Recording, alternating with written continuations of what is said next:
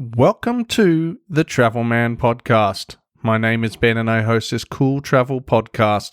If you're joining me for the first time, then thanks a bunch for listening. On today's awesome episode, I'll be chatting to my pal, Chris Curran, who runs the Podcast Engineering School, which is an online school to learn the ins and outs of podcast engineering. And he's also the host of the Podcast Engineering Show, which I listen to religiously. Today, though, I'll be chatting to Chris about cool day trips to do in Colorado, some hiking that he's done, and some other travel within the state of Colorado. So sit back and enjoy our conversation. And this is part one of a two-part special.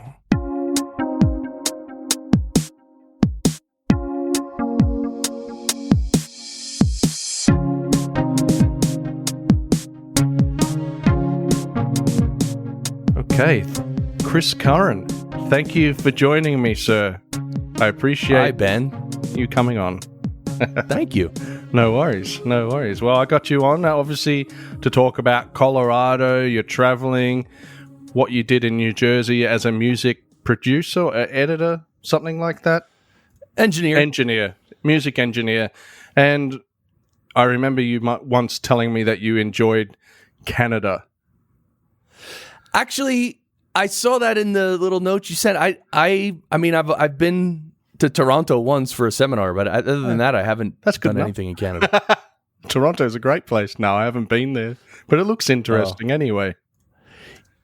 I don't know. It's a city, and I was there for a seminar, so I just went for the seminar and then flew out, and I didn't even really get to explore the city. So excellent. What a great way to start the podcast. Exactly. Yeah, I haven't been there. Nope. Don't know anything about it. Move on. Next question. Well, Chris, this is something that I always ask my guests, but I know the weather in Colorado, it's a very active place, that area of Colorado where you are. I think you're in, Colorado Springs, outside of Denver, right? Yeah, Colorado Springs is where I live, and Colorado Springs is where the lightning is. It's the second most active place for lightning in the country, the first being Tampa, Florida. Wow. And We're actually probably about an hour and a half from the center of Denver. Okay. So we're not that close to Denver. Okay. We're a separate city, an hour to an hour and a half south. We live both cities are right along the front range of the Rocky Mountains, and we live. Wow. Colorado Springs is right in front of Pikes Peak, actually. Yeah. Pikes Peak. So the weather here, it's definitely mountain weather. I mean, perfect example yesterday and today. Yesterday was, I'm going to say mid-60s, which is really warm for early April, right? And it was sunny too, right? So the other thing about being at altitude is the sun is actually quite a bit stronger when it hits you directly. So 65 with direct sun, it was like really warm. We did some stuff in the yard. This morning, there was about a half an inch of snow, and I think the high for today was probably in the 30s. But with the wind chill, this morning, the wind chill was down. It was 8 degrees with the wind chill. Wow. And it's like, it's such a stark contrast, but that's mountain weather. That's how it's not uncommon for that kind of swing. And what's the elevation of Colorado? Well, Colorado, it's all over the map. Sorry, I meant Denver. I meant, Colorado Springs. Yeah, so Denver's the mile-high city, so that really is around 5,200 feet above sea level, which is a mile. Colorado Springs is actually about 6,500 feet above sea level, so we're more than 1,000 feet higher than Denver. Wow, that's like a plateau or something. Yeah, we're right where the Rocky Mountains start, so we're literally less than a mile from my house is the first sort of big hill, you might call it. Wow. So we're right on the edge of the mountains. And the other thing about being at altitude as well is it dries you out. Like you have to, when you come here at this altitude, you have to drink water throughout the day because the humidity is very low. So you dry out pretty quickly. And if you don't drink enough water, then you can get headaches and stuff. So like when anyone comes to visit us here in Colorado Springs, we always bring them water, and like literally for the first 24 hours, we just hound them to drink more water.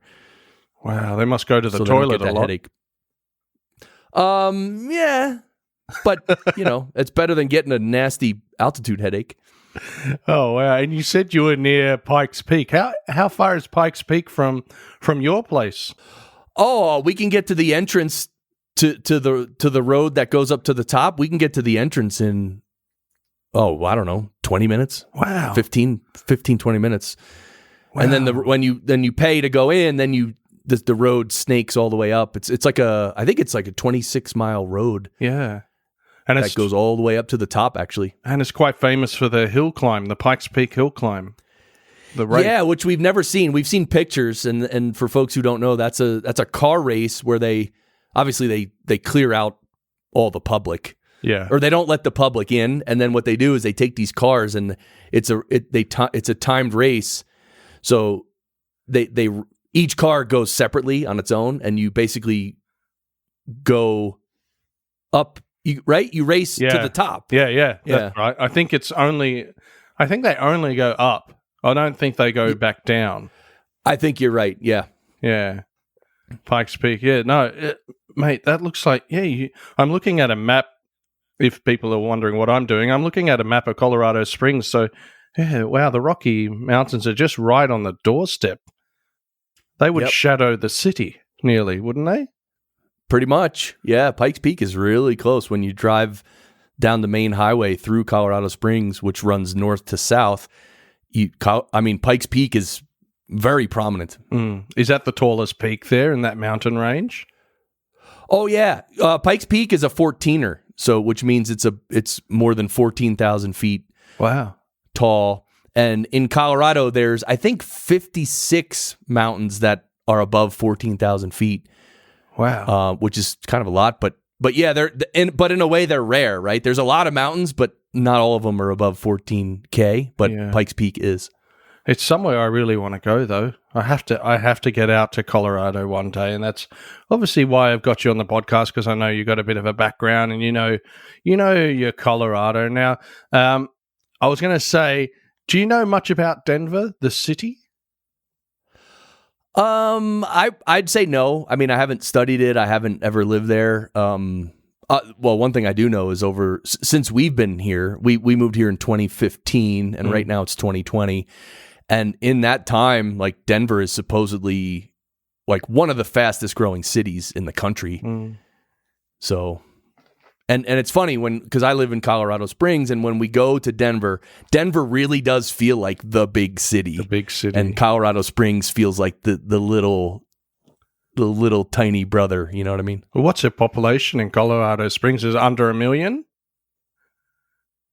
I think so. Probably maybe 500,000 or 600,000, I believe. Okay, that sounds probably about right. And I was looking at Denver, and I saw that there's some cool things to do in Denver. So if you're actually in Denver, if you can go to Denver one day, there's this thing called the Red Rocks Park and Amphitheater. Looks pretty amazing. Yes, we actually drove by there one time, and there was nothing going on, and we actually parked the car and kind of walked in and walked around a little just to see it. It was pretty cool. But yeah, so a lot of concerts happen there. Like, it's a really cool concert venue. I've never seen a show there though. That'd be interesting to try and engineer the sound in that. Well, it's funny. Doing live sound is very different from doing studio engineering. Okay. It's two different animals. It really is. I mean, obviously the fundamentals are the same, but the tools are different. There's so much that is different. It's really, live sound is definitely a specialty. And even in the studio, there's specialties within the studio. It's like, some engineers mostly do mixing.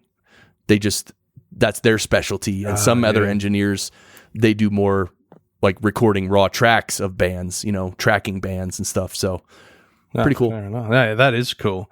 Yeah, the reason why I mentioned Red Rocks, I think it's something that I would definitely do if I was in Denver, Colorado. And another thing I'd do is Molly Brown's house. And she was the survivor of Titanic, so it's a museum set up. It's her old house, and it looks really nice.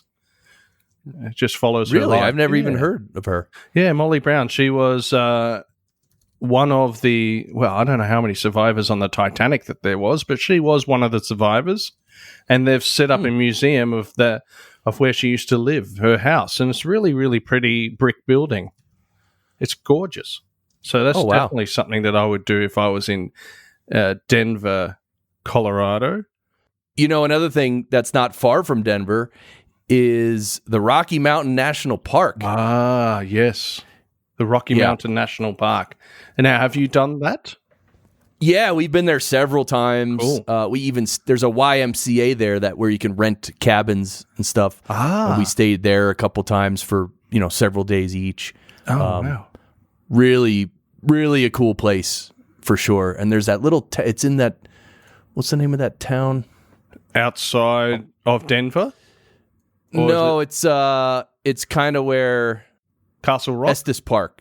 No, Estes Park. That's the closest big town to the Rocky Mountain National Park. So if you want to go to the Rocky Mountain National Park, you would go to Estes? Estes. ESTES. Estes Park. Really cool little small town. They got a real nice...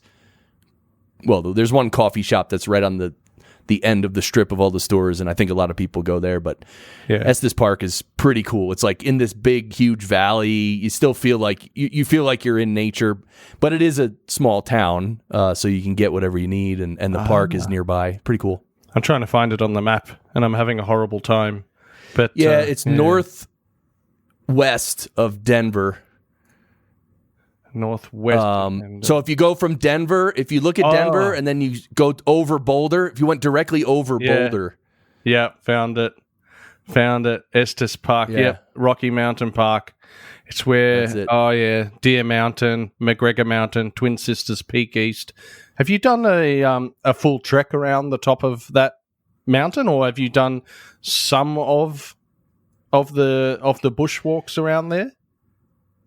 We haven't done much hiking in Rocky Mountain National Park. Actually, I take that back. There are a few hikes where there's some popular trails that we've done in the park, but I think the longest one we did was maybe 6 or 7 miles round trip to this lake that's like in the mountains. It was really cool, but it was so cold. It was snowy and windy, and we did it with my niece. It was really quite an experience. Like windy, like when we got to this lake, the wind was coming off this lake. It was like the heaviest wind you've ever experienced, but it was constant, and it was like, oh my God. So we literally we stayed there for like a few minutes, and then we just had to leave because it was so windy. Like, I mean, it had to be 50 or 60 miles an hour winds, easy. Like enough where it like an especially good gust would probably take you off your feet. That was pretty interesting. Yeah, I got a good story about wind gusts, and it doesn't involve me and my bed sheets. What it it involves my cousin. He actually lived on Antarctica for a whole year, and he was So he's a veterinarian, and he looked after the penguins that were on Antarctica. And he remembers being snowed in to a point where the wind gusts coming past his door, which he showed me footage of, were like 280 kilometers an hour, 300 kilometers an hour. He's like, check this out, because he showed me the video when he was here in Melbourne once, because he lives in France. So my background is French. And he showed me these videos of just him opening a door in Antarctica, and you just see the wind gusts go past, and I'm like, geez, what happens if you walked out there? And he said, well, if you walked out there, you'd get stuck and you get flown away. Oh, my God. Yeah, it was pretty crazy. That's crazy. That's life or death, man. That's how crazy that is. Oh, well, yeah, you wouldn't be out. There's certain times where you just can't leave your, he was working for the French, I guess the French part of Antarctica, so they wouldn't probably leave that bunker, and they've got days and days of supplies of food and drinking water and so forth. So there would be days when they couldn't do anything. Wow, it's pretty nuts. Actually, one of our neighbors here in Colorado, they've visited Antarctica, and they visited, I think, all 7 continents of the world. Oh wow, including Antarctica. That's pretty amazing, because I know you can do flyovers over Antarctica. That's one thing you can do, but that's not really saying that you've been there, is it? Unless you step. Yeah, no, I think they took a boat and then they got off, but I don't think they stayed overnight in Antarctica, but they definitely went there, went on the land, and all that. Wow, that would be pretty cool. Very cool. Yeah. That's something that I'd love to do one day, but I don't know how I'll ever do it. Now, I heard you say coffee before, and it's a very New Jersey accent. So if people don't know anything about you, you used to live or you grew up in New Jersey? You're in New Jersey? Yes, I did. And I grew up in Jersey and lived there pretty much my entire life, but I'm surprised my way of pronouncing coffee sounds New Jersey to you, because so I've been told that I don't have much of a Jersey accent, but there was a time, I think it was in Florida, I was walking down I forget where I was in Florida, but we were walking down a boardwalk and I was talking, and somebody walking by heard me talking and literally stopped and pointed at me and said, "You're from New Jersey." And I was like, "How do you know that?" And they're like, "Oh, I could tell from your accent." And I was like, "Wow, that's a first," but funny. Yeah, I could tell straight away when you said, well, because I already knew that you're from New Jersey, but the way you say coffee, it's exactly the New Jersey accent. Right? Coffee? Coffee. Coffee. It's more cough, like cough. Cough. Cough. Coffee.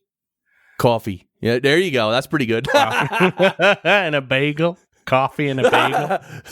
And a bagel. Yeah, a bagel.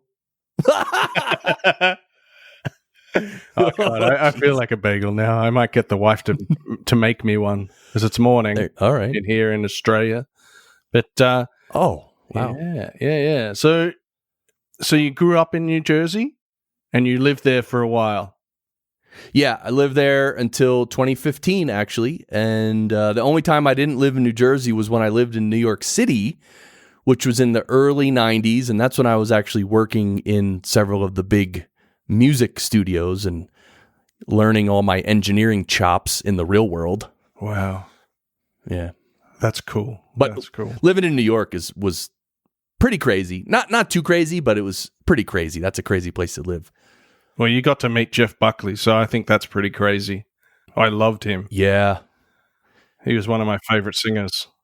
Yeah, what an honor to just be there at that time and to meet him. We went to see him live at some small clubs, and he just literally, my friend Bryant Jackson was the assistant who was working with Andy Wallace on the Jeff Buckley sessions. Wow. But I worked at the same studio, so like just in the middle of the day, just walking through the lobby of the studio or something, you'd see Jeff come out and get some water or something, and it's like, is this real life? Were you pinching yourself? Yeah. Oh my God. Well, yeah, that kind of stuff happened quite a bit, where you'd see like different celebrities, and not that I spoke to most of them, I didn't. But, but you'd see them around, or whatever, just walk past them and say hi, kind of thing. It's like, okay, cool. Well, plus I was in my early 20s. Let's put it in perspective. So you're still quite a young man. Well, actually today I turned 48, so happy 48. birthday. I don't know. 48. Middle age. Thank you. Yeah, no, you're still a young guy. I'm not that much younger than you, believe it or not. I'm the youngest looking 40-year-old in the world. Oh, all right. Yeah, because I just had my birthday about a couple of months ago in February. So Aquarian. Nice. But yeah. So back to the question. Back to the question, sir. Now, there's a few things to do in Colorado. So I was looking that you can go hiking, you can go paddling down the river, and so forth. Have you got any favorite activities that you like to do living in Colorado? Yeah, well, so I think in general, my wife and I really like to just travel throughout the state and go visit different parts of the state. That's and, cool. Maybe find like kind of like some bed and breakfast. Oh yeah. That we can stay at for 2 or 3 days while we drive around and explore the area. So beautiful. I mean, Colorado's pretty big and it has a lot of different areas. Yeah, it looks huge. And so we visited many different places in Colorado. I was actually making a list before we started. So oh, cool. I mean, I have a list here. If I could just rattle off anything or. I was about to say, yeah, no, don't bother. No, yeah, go. Okay, so maybe in your list, are these places that are easy or accessible from Denver or Colorado Springs or Boulder? You know what I mean? So are they a few hours good question. away? Yeah. So if from where we live in Colorado Springs, if we were to drive west all the way to, let's say, let's say Mesa Verde National Park, which got it. Mesa Verde National Park is in the southwest corner of Colorado. Okay. So from my house to that, it's probably almost 6 hours driving. What? Oh, so that's it's huge. Not close. Nah, that's not close at all. Wow. It's not close. No. And so probably if we went anywhere in northern Colorado, but west, like northwest, that would probably take even, 8, 9, 10 hours. I don't know. Really? But we've never gone up in that area of the state. But Mesa Verde National Park is this cool national park where there's a bunch of ruins from the American Indians. There's a bunch of cliff dwellings, but there's one they actually give you a tour and you get to go in it. So we literally got to climb down this ladder and climb into this cliff dwelling, which was carved into basically a cliff. Yes. It wasn't that high. I mean, it was pretty high, but it was at least a few hundred feet high, but it wasn't like 1,000 feet high or anything. And so apparently some of the Native Americans tribes lived in those cliff dwellings, and so it was cool. We got a tour. We went to do that.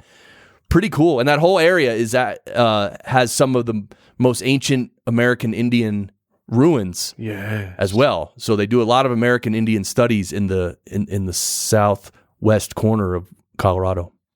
And by the way, that southwest corner is that's what they call the Four Corners, where Colorado, Utah, Arizona, and New Mexico, they all come to one point.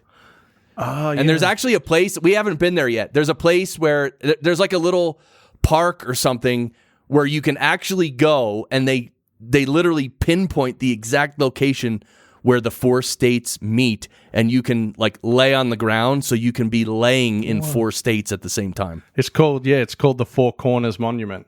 Oh, there you go. I see it. Yeah. Oh, that's amazing that you can actually be in 4 different states without any borders. Wow. Oh, I got to try that one day. Oh, my God. That'd be fun as. Yeah. I've Arizona, New Mexico, where is it? Utah, Colorado, 4 states I haven't been to, but I really want to get to. And you've got, what's Navajo Nation? Navajo Nation. Is that some Navajo area? Navajo. Yeah, Navajo is a tribe of American Indians, the Navajo tribe. So there's some reservations out there. Wow, that's huge. That, whatever. Yeah, to grade it Southwest out. Southwest is I don't know how to. The Southwest of the United States has its own vibe. That's all I can say. Yeah, like it's hard to explain. It's kind of like desert, very dry.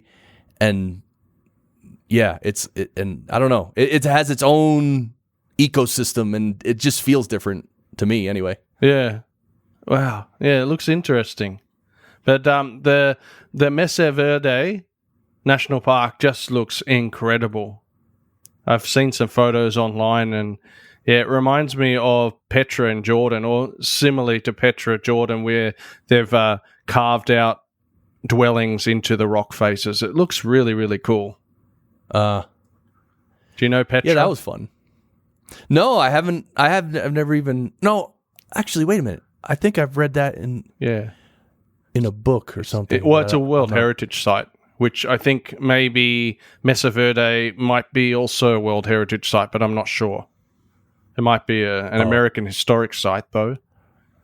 But it's a national park, so that means it's protected, and okay.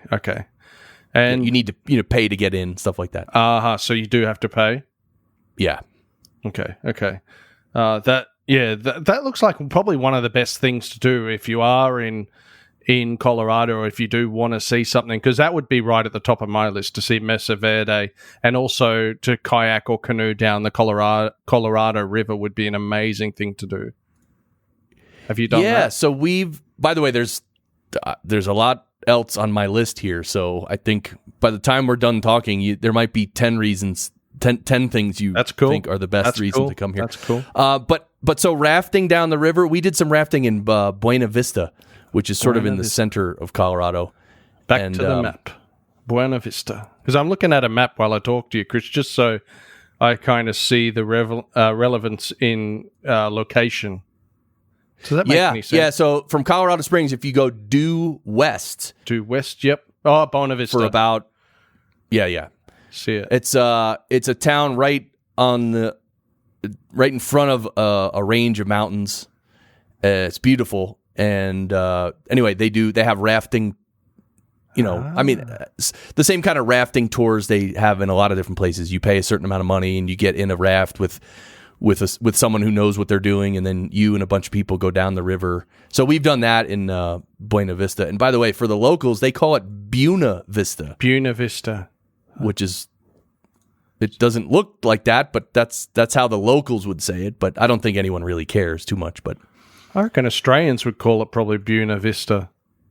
But that's the Arkansas River. Yes. Arkansas. I'm going to have some Americans sending me hate mail now. Nah. So you paddled down the Arkansas River. That looks like it would probably be a bit of a tame river. Yeah, I mean, where we went it wasn't, I think it was, what do they call it? Class 3? Yeah, I've done class 3 before. Yeah, there's 5 classes. Class 3 is like, there's a few little, bumps, few small rapids, nothing major. But it was fun. It was just fun. Just getting out on the water and doing it in the sunshine is just always fun. So yeah, I like doing it in the water too, Chris. You're a man like me, sir. You're a man like me.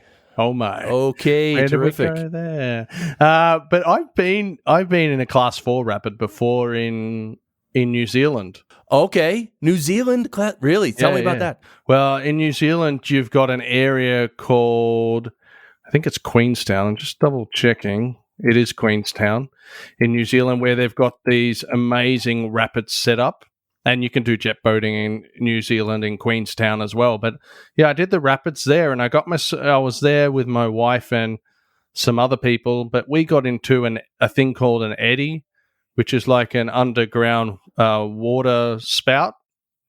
So it just gets your boat and just spins it continually. So we had to use all our force and might to paddle ourselves out of this eddy before it spun us to the point where we had no control.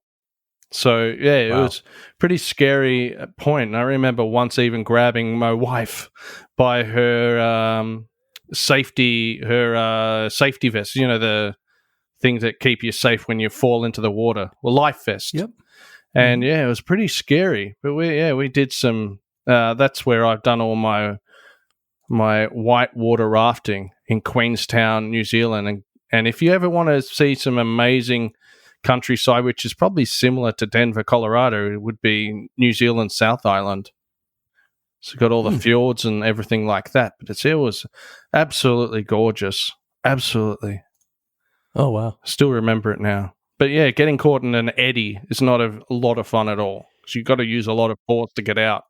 Yeah, and I was one time rafting, and I think our our guide or whatever, who was sort of the captain of the boat, I guess. Yeah. I think he got us into a small eddy on purpose, like just for fun. I love that. I'm not like, and then because it wasn't that hard to get out, but like he kind of pretended like it was hard to get out. We're stuck, like kind of pretending, but it was kind of fun. Yeah, no, I remember we accidentally got into an eddy. I don't think he purposely put us in one. Because the one that we were in was very hard to get out of. All I remember is him stressing out a little bit because we had him. He was doing the steering, and there was 4 of us paddling. So if you don't know what whitewater rafting is, listener, you've got the person steering who's usually really experienced, and then you got the people paddling. You got 2 by 2, and then the guy at the back But yeah, we got into this eddy, just couldn't get out of it. And it was just so tough to just paddle myself out of there. And I was using all the force because it was me as a bloke. I was the only fella on the boat with the other fella who was a guide, and there was 3 women. That's one of my wife and 2 other people. But yeah, we just had to use so much more power because the girls were, light framed as well, so they didn't have a lot of strength to get out. But it was a bit scary. But I remember stopping at a bank and asking the main guide if I could drink the water. And he said, yeah, you can drink this water. It's just crystal clear mountain water, the tastiest thing in the world. And I'm guessing in Colorado they would have pretty tasty drinking water. Yeah, I mean, I think in some places for sure. But I don't know. Once we started hiking and doing more things outdoors, we got one of these little water purifiers where so when you're hiking, like instead of carrying all your water with you from home, you can carry some water with you, but then you get this little pump that has a filter on it, and then you can walk up to any river or lake and sort of pump the water through your filter and then drink it. Because drinking any water in the wild, there is a possibility that there might be some bacteria or anything in there that could get you sick. So well, that's true. I'm sure in some places it's safer than others, but we're always very careful. Yeah, it's probably better to be careful, more careful than not. I know I drank it because the actual tour guide that had, paddled down that river plenty of times, he knew it was okay, so that's why I drank it. Otherwise, I think exactly. I would have been cautious. Otherwise, I would have put my water in a sock, Bear Grylls style, or something like that. So I got on my list. Well, Pikes Peak we talked about. Yeah, Pikes Peak is cool. I got Black Canyon, which was awesome. I got the Royal Gorge Bridge in Canyon City. Oh yeah. I got Steamboat Springs, Grand Mesa. Oh my God, Crested Mesa. Butte. Wow. And Georgetown, which we visited. There's a tiny town called Georgetown, which is where we stayed when we climbed our second 14er. So we've climbed 2 14ers, which both were very difficult, but Mount Bierstadt, which was the last one, was the most grueling hike ever in my life by a factor of probably 20 or 30. Why is that, Chris? Was it because of the terrain? Well, it's the elevation gain and the terrain. So from the base where we started, it to the peak was around 3,800 feet elevation gain. Oh wow! And it was about 3 miles. So you have to walk 3 miles going up 3,800 feet on a mountain, it took us probably, I'm going to say 6 hours to get up there, or 5.5, 6 hours to get to the top. Was there any point on that trek though that you were worried maybe about your life? Was there a point in the trek where you thought, wow, I've still got to go up this mountain, right? And I've got so many hours to go and I'm stuffed, I can't do it anymore, or this area on the side here just looks so steep, I might fall. Did you start worrying about it? On the way up, no, because I mean, the thing about going up to the peak is you have a goal, and like you have more energy, so like you're kind of focused on the goal, getting up there, and it wasn't a dangerous hike. Like we purposefully picked an easy 14er to climb. Gotcha. Because we're not climbers. We're not carrying ropes and pegs and whatever else. Gotcha. We're just literally walking up a trail, doing some climbing over some big rocks, but nothing dangerous. But here's the quick story. Once we got to the top, we were so happy. There's nothing like that feeling of climbing a mountain and getting to the top. So we got our picture taken, and then all of a sudden, there's like this static in the air appeared, and one of the couples, like 50 feet away from us, the husband said, "Oh my God, your hair's standing up," and the wife's hair was standing up, and everyone's like, "Uh-oh," and they all started going down, like leaving the peak of the mountain to get down. And so we literally had like 3 bites of our sandwich. Yeah. We wanted to sit there and relax for 20 minutes or a half hour. We probably got to relax for about 2.5 minutes, and then we literally started going down. the mountain as quick as we could because everything started buzzing. The rocks started buzzing with electricity. And when we stood up straight, we got these electrical zaps on my hat. I was wearing a baseball cap. Yeah. And the little metal thing on my baseball cap was like getting zapped with like these mini shocks. Oh, wow. And we really thought we were going to get struck by lightning. And all the rock. So if you stood up, I thought we might be prone to get hit by lightning. But so we almost had to crawl down. Oh, wow. So for 15 or 20 minutes, it was like the worst experience ever. We didn't know if we were going to die. And all the rock, like you'd be sitting on the ground resting because don't forget, you're at 14,000 feet. It's hard to breathe. If you put in any physical exertion, you start breathing heavy immediately. Like it's not easy to breathe when you're at that level, right? It's not like being at sea level. So like we were trying to get down this mountain and struggling, and all the rocks were buzzing, and we thought we were going to get struck by lightning. But anyway, we ended up making it out of that probably in about 15, 20 minutes. And then we were just happy that we didn't get struck by lightning. I mean, I laugh now, but it was serious, man. It was like, we really thought we were in trouble. Wow. The sky got all gray. It was sort of snowing and then, flaking, like flurrying. Yeah. And then this electricity. And anyway, so we left the top after about 6 hours into our trip, and we didn't get back to the car. It took us almost 11 hours for the entire hike. And by the time, I'm telling you, that the trip down was so long because we just wanted to be done. And it just took forever. And it was just the most difficult hike we've ever done. But we made it. We're alive. It was good. And, when you're up the top, you can't physically see these little jolts of lightning. No, we didn't see any lightning, and there was no flashes in the sky. So there was no lightning. But when you're getting zapped in the head with like static electricity shocks, it's crazy. Oh, and the other thing was our poles. We have the poles that help you walking. Yeah. Well, when you're climbing down these huge rocks, sometimes you just hold both of the poles in one hand. Yeah. Because you need the other hand to grab something. Yeah. The tips of my poles accidentally went above my head, and my poles got zapped with electricity. And I was like, oh my God. You must have had a really crazy hairstyle when you got back down. It was crazy. It was just crazy. You couldn't stand up or else you get shocked. It was crazy. Do you know what happened up there? Did you ever research to find out what these little zaps of electricity were, or how it happened, or does it only happen on that peak? Or No. Well, so I did ask a bunch of people. Like, my question was, what are you supposed to do in that situation? That's what I wanted to know. Or if it's life-threatening. The answer is you just stay low. Stay low and get off the top of the mountain. That's it. So we did what we should have done. And no, it's just sort of like a natural phenomenon. It's just, see, here's the thing. At that altitude, it's a different world.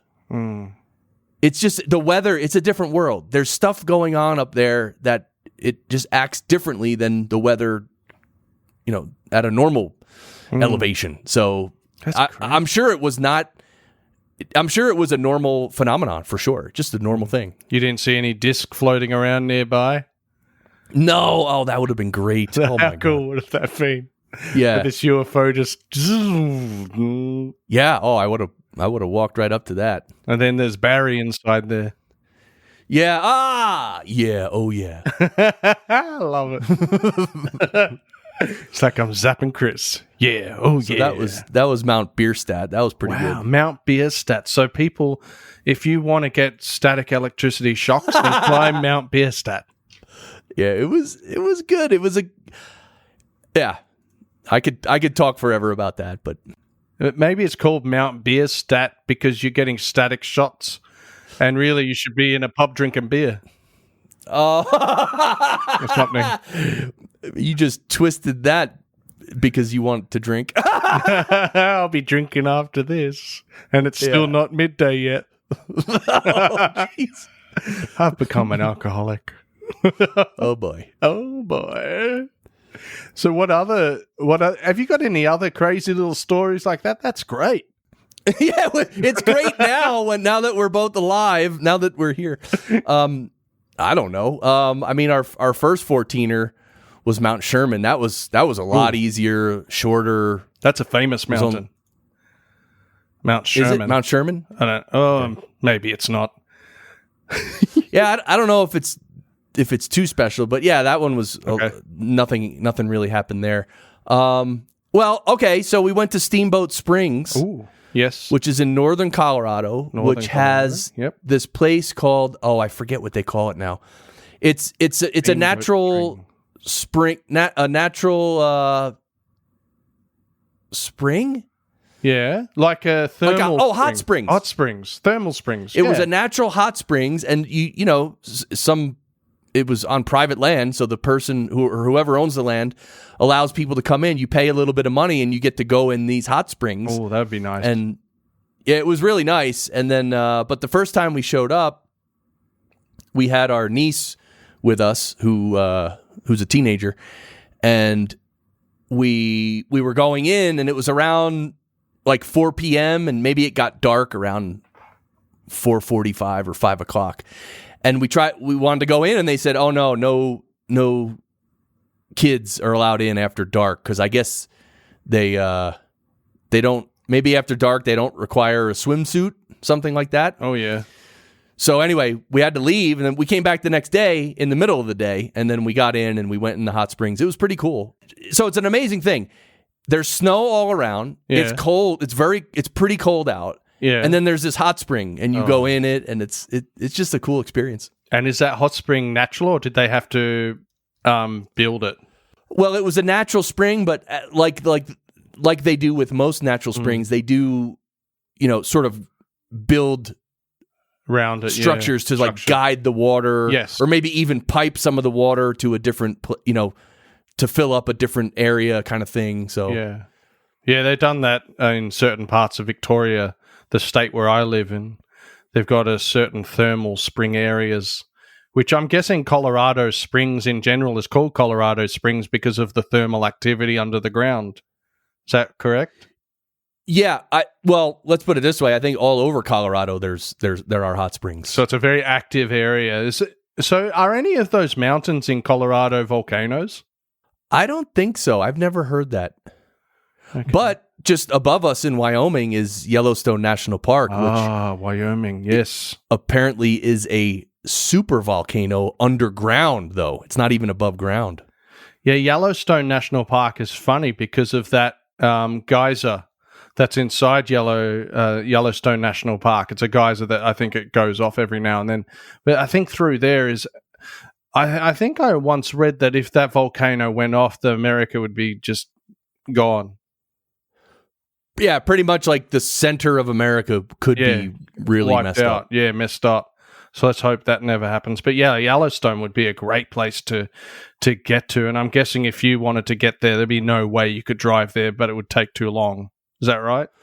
No, we could drive there. Actually, we visited Jackson Hole, Wyoming, which is just to the south of Yellowstone. We've been to Jackson Hole. Okay. That was a cool trip. We drove there. I don't know, what did it take us to drive from here to Jackson Hole? It was probably maybe 10, 12 hours. Not bad. Not bad. One day. So, and Jackson Hole, is that famous for any reason? Jackson Hole? Because I've heard that name. I think it's just... Yeah, no, it's sort of famous. I don't know exactly why, but I think probably just because of the location, like people traveling from east to west and back, like that was probably one of the towns where everybody stopped, kind of thing. Is that where you would probably base yourself if you wanted to go and see Yellowstone? Well, I think Yellowstone is maybe like an hour north, or maybe a little more. I'm not sure, but yeah, I guess you could base yourself in Jackson Hole and go visit Yellowstone. I think you could, but we haven't done that, so I don't really know. I'm just looking at a map at the moment, so I'm looking at Yellowstone National Park. So is Jackson Hole south of that? Yeah. Jackson. It says Jackson. Oh, I see it. Yeah. I see Jackson. Yeah, it's kind of like in a little valley. With South Park. Oh my God, where they do the cartoon characters. That's where they come from. South Park. I love that show. Yeah. Oh, and the Grand Tetons are there.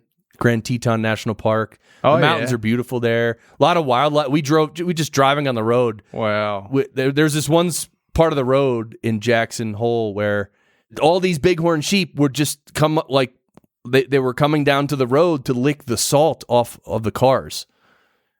Because they put salt on the roads to melt the snow, and then these sheep would just lick the car. So like there was a stretch of road where like there's just all these bighorn sheep really close, and it was really cool to see them. But they tell people not to stop and not to let them do that, but people do anyway.